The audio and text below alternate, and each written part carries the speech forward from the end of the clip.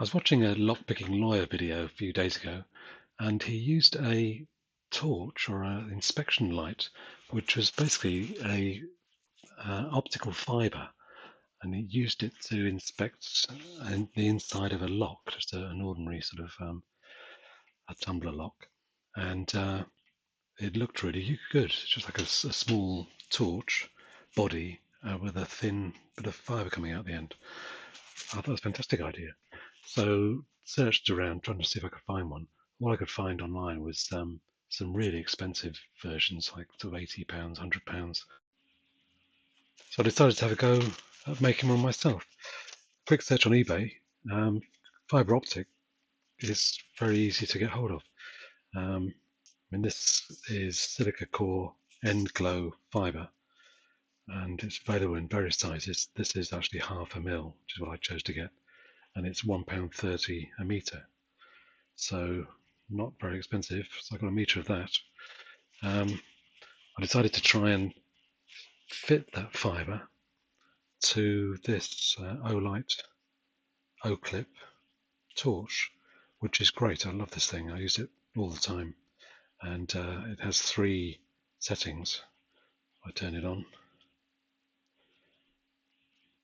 It has a floodlight setting, a spotlight setting down the bottom here, and then red, which can flash.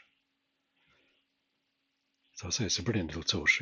I use it a lot. It lasts a long time, and the flashing red is handy to use on a bike as an emergency light, or even just as a light. Anyway, it's got this really strong clip with a steel spring and rubberized faces here, so it clips onto anything. It's also magnetic, so it sticks to things too. And so it's just really handy. Anyway, so I decided to use that, and in particular the bottom of these three LEDs, which is the spotlight one. So what I did was knock up a little cover for this, which ended up looking like this. This is 3D printed. So basically there's a little spigot there with a hole, 1mm hole drilled in it. 0.5mm fibre goes through, glued in place with some epoxy resin, and it's designed so that this will clip over the back, slots over the front, just snaps on, and the clip secures it in place. So when you turn it on the spotlight setting,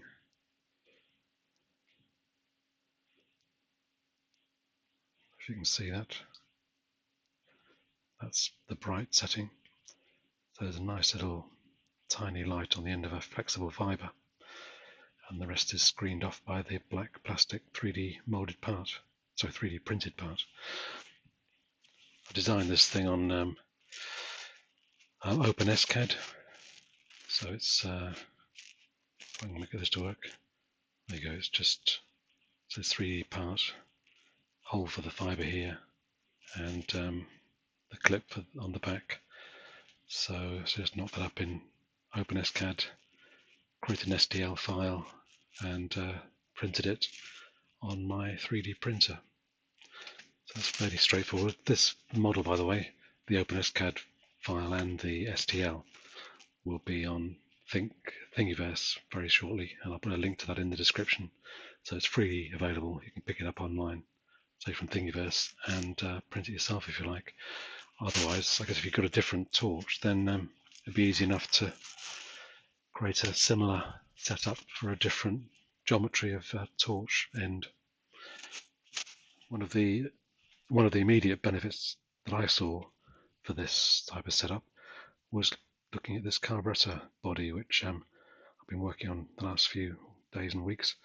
It's really handy. You can just stick it down these passageways, and you won't be able to see it on camera, I suppose, but you can get a really clear view of what's going on. And you can come up from the other direction, see the same hole from the other side through the other drilling. So even this tiny drilling here, which is for the vacuum takeoff for the ignition advance, I can even get it down this tiny little hole. It comes into the main throttle body. So you can actually check to see that passageway is clear. Same with blind holes, these screw threads, for instance. You can just check to see that the there's no debris in there, any sort of crud. So it's really handy.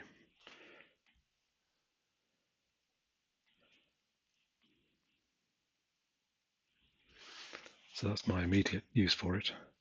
So just inspecting these small holes. But I think it'll be handy for other jobs in the future. Obviously, to get it off, just simply release the clip on the back in this case and ease it off the front, and you're back to normal. Save this for another day. So quite a handy way of inspecting small parts and small orifices and such like, and relatively easy and cheap to do, especially if you've got a 3D printer. Anyway, thanks for watching.